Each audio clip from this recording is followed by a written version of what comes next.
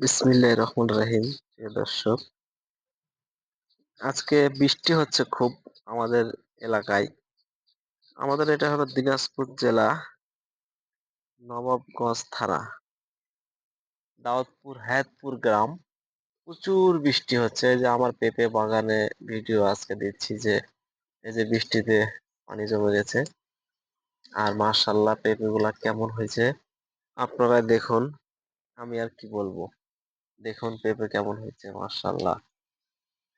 এই যে এক একটা গাছে এরকম পেঁপে হচ্ছে, আলহামদুলিল্লাহ। পেঁপে কেবল হচ্ছে এখনো, কিন্তু আপনার সময় হয়নি, যে পাকার মতো হয়নি এখনো। পেঁপে গুলা এখনো বেশি বয়সী হয়নি, এখনো হচ্ছে।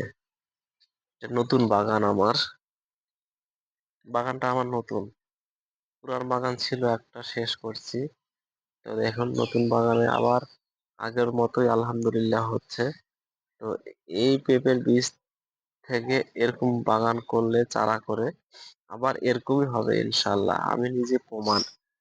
আমি আগের পেঁপের বীজ থেকে চারা নিয়ে চারা করে লাগাইছি, এরকম আগের মতোই হচ্ছে আলহামদুলিল্লাহ। এবারও হবে, আবারও যে নিবে তাদেরও হবে ইনশাল্লাহ, এটা আমি বিশ্বাস করি। মাশাআল্লাহ, খুবই সুন্দর হয়েছে। বাগানটা দেখে কেমন লাগলো আপনারা অবশ্যই জানাবেন। ভালো থাকবেন, দোয়া করি ভালো থাকবেন আপনারাও। আসসালামু আলাইকুম।